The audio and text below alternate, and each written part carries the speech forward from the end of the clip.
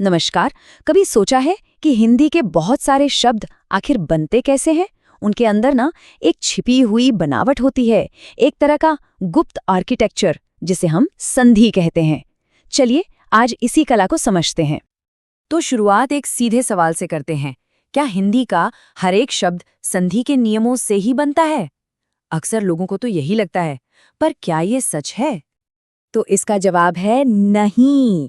और ये जानना बहुत जरूरी है। देखिए, पान वाला जैसे शब्द सिर्फ दो शब्दों का जोड़ हैं, उनका विलय नहीं। यहाँ पान और वाला अपनी अपनी पहचान बनाए रखते हैं। संधि इससे कहीं ज्यादा गहरी चीज है। ये सिर्फ जोड़ना नहीं है, बल्कि ध्वनियों को मिलाकर कुछ बिल्कुल नया बनाना है। ठीक है, तो आज का हमारा रोड मैप क्या है? सबसे पहले समझेंगे संधि है क्या, फिर उसके 3 प्रकार, और फिर एक एक करके स्वर, व्यंजन और विसर्ग संधि की दुनिया में उतरेंगे। तो चलिए सबसे पहले ये समझते हैं कि आखिर ये संधि है क्या भला। संधि का मतलब देखिए, सिर्फ 2 शब्दों को चिपकाना नहीं है। इसको ऐसे समझिए जैसे 2 केमिकल्स के बीच कोई रिएक्शन हो रहा हो। जब विद्या का आ और आलय का आ मिलते हैं तो वो सिर्फ जुड़ते नहीं, वो मिलकर एक नया रूप ले लेते हैं, विद्यालय। ये एक बदलाव है, एक परिवर्तन। ठीक है, तो अब ये तो समझ आ गया कि संधि क्या है। अब जरा इसके 3 मुख्य प्रकारों को भी देख लेते हैं। संधि के बेसिकली 3 मेन टाइप्स हैं, और ये कौन सी संधि होगी ये पूरी तरह इस बात पर डिपेंड करता है कि कौन सी ध्वनियां आपस में टकरा रही हैं, स्वर, व्यंजन या फिर विसर्ग। इसको पहचानने का एक बहुत ही सिंपल सा फॉर्मूला है। अगर 2 स्वर मिल रहे हैं तो वो हुई स्वर संधि। अगर एक व्यंजन किसी स्वर या दूसरे व्यंजन से मिल रहा है तो वो है व्यंजन संधि। और अगर विसर्ग के साथ कोई स्वर या व्यंजन जुड़ता है तो उसे कहते हैं विसर्ग संधि। है ना बिल्कुल सिंपल। चलिए अब सबसे कॉमन और शायद सबसे इंटरेस्टिंग टाइप की बात करते हैं, स्वर संधि की। और यकीन मानिए, इसे समझने का एक बहुत ही मजेदार और आसान तरीका है। इसे समझने के लिए हम एक कमाल की ट्रिक अपनाएंगे। हम स्वरों को 3 परिवारों में बांट देंगे। मान लीजिए एक है फैमिली ए, दूसरी फैमिली बी और तीसरी फैमिली सी। बस ये एक चीज याद रख लीजिए और स्वर संधि के सारे नियम एकदम पानी की तरह साफ हो जाएंगे। अब स्वर संधि के अंदर 5 उप प्रकार आते हैं। अरे घबराइए नहीं, ये नाम सुनकर मुश्किल लग सकते हैं, पर असल में ये कुछ और नहीं, बस उन्हीं 3 परिवारों के बीच की अलग-अलग तरह की बातचीत है। अब देखिए ये कितना आसान है। दीर्घ संधि में क्या होता है, एक ही परिवार के 2 सदस्य आपस में मिलते हैं और मिलकर बड़े या दीर्घ हो जाते हैं। जैसे फैमिली बी का ई और ई मिले तो बन गए ई। और गुण संधि में फैमिली ए का एक सदस्य फैमिली बी के सदस्य से मिलता है।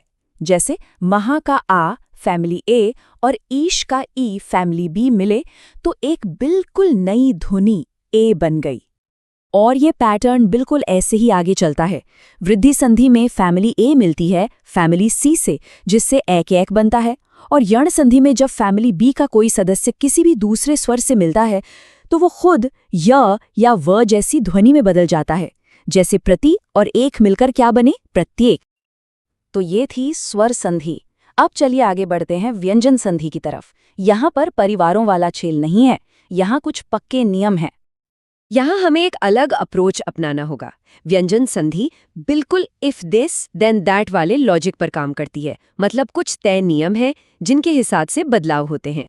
लेकिन नियमों को समझने से पहले एक छोटा सा कॉन्सेप्ट समझना जरूरी है। सघोष ध्वनि बहुत सिंपल है।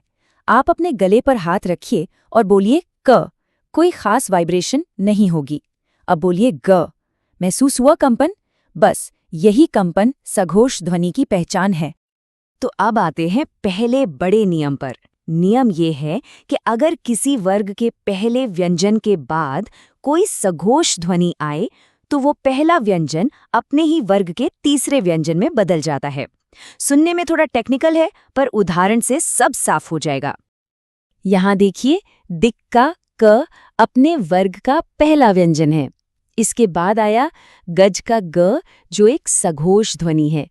तो नियम के हिसाब से क अपने ही वर्ग के तीसरे व्यंजन यानी ग में बदल गया, और नतीजा दिक प्लस गज इज इक्वल टू दिग्गज। अब देखते हैं दूसरा नियम। ये भी पहले जैसा ही है, बस इसमें पहला व्यंजन बदलता है पांचवें में। और ये तब होता है जब उसके बाद कोई पांचवा व्यंजन यानी कोई नासिक्य ध्वनि आए। जैसे यहाँ देखिए, उत का त मिला नति के न से। अब न अपने वर्ग का पांचवा व्यंजन है, तो त भी अपने वर्ग के पांचवें व्यंजन यानी न में बदल गया और उत प्लस नति बन गया उन्नति। चलिए अब हम पहुंच गए हैं अपनी आखिरी कैटेगरी पर, विसर्ग संधि। देखते हैं कि ये दो बिंदियां यानी विसर्ग जब दूसरे अक्षरों से मिलती हैं तो क्या क्या कमाल करती हैं। विसर्ग संधि में भी कुछ बहुत इंटरेस्टिंग बदलाव होते हैं। जैसे अगर विसर्ग के बाद कोई सघोष ध्वनि आए तो विसर्ग ओ में बदल जाता है। यशः और गान मिलकर बन जाते हैं यशोगान। एक और मजेदार नियम देखिए, नीहा प्लस रोग में विसर्ग तो गायब ही हो जाता है, लेकिन उसकी जगह पर छोटी ई की मात्रा बड़ी ई में बदल जाती है और शब्द बन जाता है निरोग। और हाँ, एक मजेदार बात और है, कभी-कभी विसर्ग इतना जिद्दी होता है कि वो बदलता ही नहीं। जैसे प्रातः प्लस काल को देख लीजिए, ये मिलकर प्रातः काल ही रहता है, कोई बदलाव नहीं। तो अब जब संधि के ये सारे राज पता चल गए हैं, तो क्या अब शब्दों को देखने का नजरिया कुछ बदलेगा? अगली बार जब कोई लंबा मुश्किल सा शब्द सामने आएगा, तो क्या उसमें छिपे हुए दो अलग-अलग शब्दों को पहचानने की कोशिश की जाएगी? सोचिएगा जरूर।